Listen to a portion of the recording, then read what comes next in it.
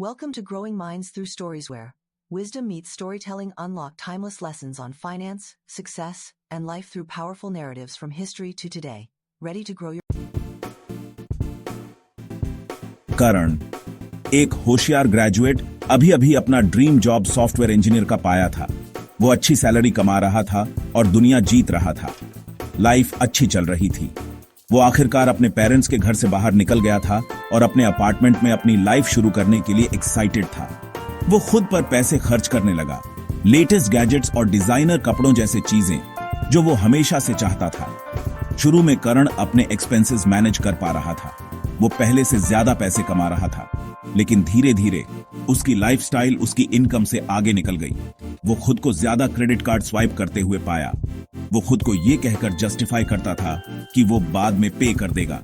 आखिरकार उसके पास एक अच्छी जॉब थी। फिर आया अनएक्सपेक्टेड।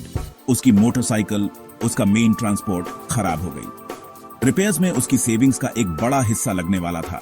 मजबूरन करण ने रिपेयर्स का खर्चा अपने क्रेडिट कार्ड पर डालने का फैसला किया। उसने खुद से कहा कि ये इमरजेंसी है और वो जल्द ही पे कर देगा। यहीं से करण के डेट स्पाइरल की शुरुआत हुई। जो छोटे छोटे मैनेजेबल लोन से शुरू हुआ था, वो जल्द ही डेट के पहाड़ में बदल गया, जिससे पार पाना इम्पॉसिबल लग रहा था। वो उधार लेने, चुकाने और फिर से उधार लेने के साइकिल में फंस गया था।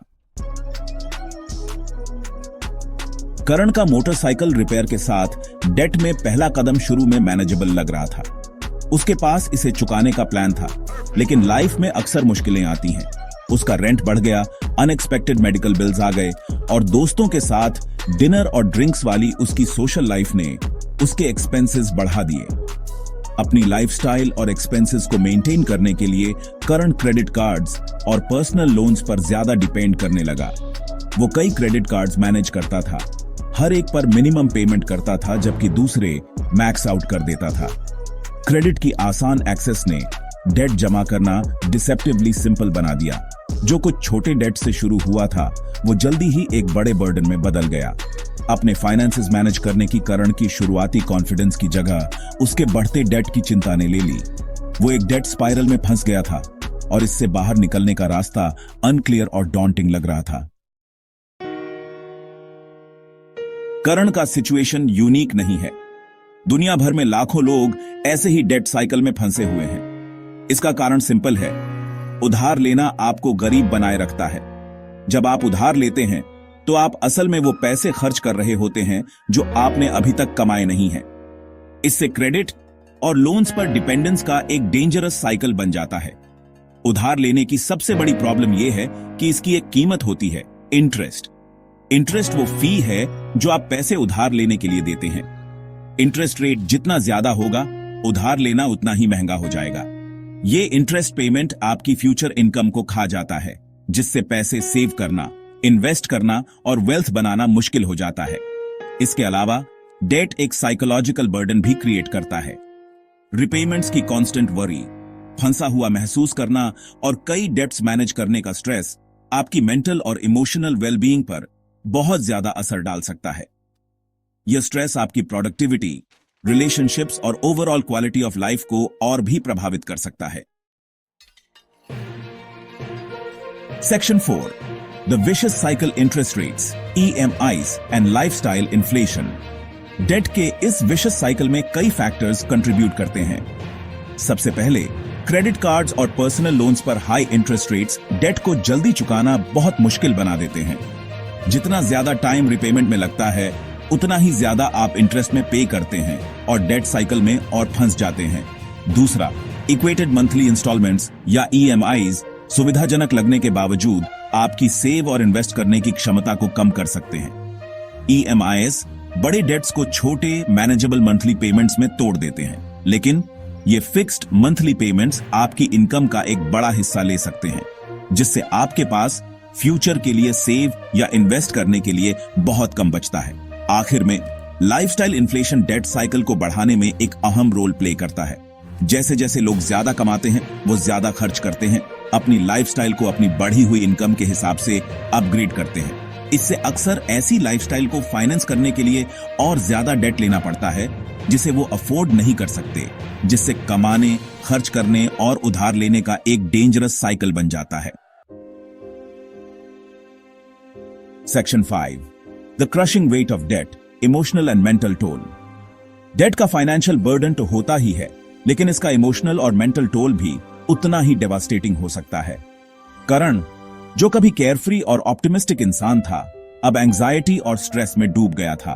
अपने फाइनेंसेस की कांस्टेंट वरी, डेट कलेक्टर्स का डर और अपने पैसे मैनेज न कर पाने की शर्मिंदगी ने उसकी मेंटल हेल्थ पर असर डाला। वो अपने दोस्तों के जजमेंट के डर से सोशल गैदरिंग से दूर रहने लगा। उसकी वर्क परफॉर्मेंस खराब होने लगी क्योंकि वो अपने टास्क्स पर फोकस नहीं कर पा रहा था। उसका दिमाग कॉन्स्टेंटली अपनी फाइनेंशियल प्रॉब्लम्स में उलझा रहता था। अपनी लाइफ को लेकर जो खुशी और एक्साइटमेंट वो कभी महसूस करता था, उसकी जगह होपलेसनेस और डिस्पेयर ने ले ली। डेट का रिलेशनशिप्स पर भी गहरा असर पड़ सकता है। फाइनेंशियल इंस्टेबिलिटी का स्ट्रेन कपल्स और फैमिलीज के बीच आर्ग्यूमेंट्स, रिजेंटमेंट और कम्युनिकेशन ब्रेकडाउन का कारण बन सकता है। कांस्टेंट स्ट्रेस और वरी घर पर एक टेंस और अनहैप्पी एनवायरनमेंट क्रिएट कर सकते हैं, जिससे सभी लोग प्रभावित होते हैं। सेक्शन 6 ब्रेकिंग फ्री कारण's जर्नी टू फाइनेंशियल फ्रीडम। बिल्कुल टूट जाने के बावजूद करण ने डेट को अपनी लाइफ डिफाइन नहीं करने दिया। उसने रियलाइज किया कि उसे अपने फाइनेंसेस पर कंट्रोल करना होगा और डेट की बेड़ियों से मुक्त होना होगा। फाइनेंशियल फ्रीडम के उसके जर्नी की शुरुआत एक सिंपल लेकिन क्रूशल स्टेप से हुई, प्रॉब्लम को एक्नॉलेज करना। उसने अपनी स्पेंडिंग हैबिट्स पर ध्यान दिया, एक डिटेल्ड बजट बनाया और अपनी इनकम के अंदर रहने का कमिटमेंट किया। उसने अननेसेसरी एक्सपेंसेस कम किए, एक ज्यादा अफोर्डेबल अपार्टमेंट में शिफ्ट हुआ और वो चीजें बेच दी जिनकी उसे जरूरत नहीं थी। अपने डेट से निपटने के लिए करण ने डेट स्नोबॉल मेथड अपनाया। सबसे पहले अपने सबसे छोटे डेट को चुकाने पर फोकस किया, जबकि दूसरों पर मिनिमम पेमेंट्स करता रहा। इस अप्रोच ने हर छोटी विक्ट्री के साथ अकॉम्प्लिशमेंट का एहसास दिलाया, उसे आगे बढ़ते रहने के लिए मोटिवेट किया। इसके अलावा करण ने अपनी इनकम बढ़ाने पर फोकस किया। उसने फ्रीलांस प्रोजेक्ट्स लिए, काम पर प्रमोशन पाने के लिए अपनी स्किल्स इंप्रूव की और अपनी अर्निंग्स बढ़ाने के लिए दूसरे तरीके एक्सप्लोर किए। करण का जर्नी आसान नहीं था, लेकिन उसकी डिटर्मिनेशन और कमिटमेंट ने एक ब्राइटर फाइनेंशियल फ्यूचर का रास्ता बनाया। उसने सीखा कि true financial freedom material possessions या एक्सट्रावेगेंट लाइफस्टाइल से नहीं, बल्कि अपनी इनकम के अंदर रहने, डेट से बचने और अपने पैसों के बारे में कॉन्शियस चॉइसेस करने से मिलती है। Thanks for watching. Please like, share and subscribe my channel Growing Minds Through Stories.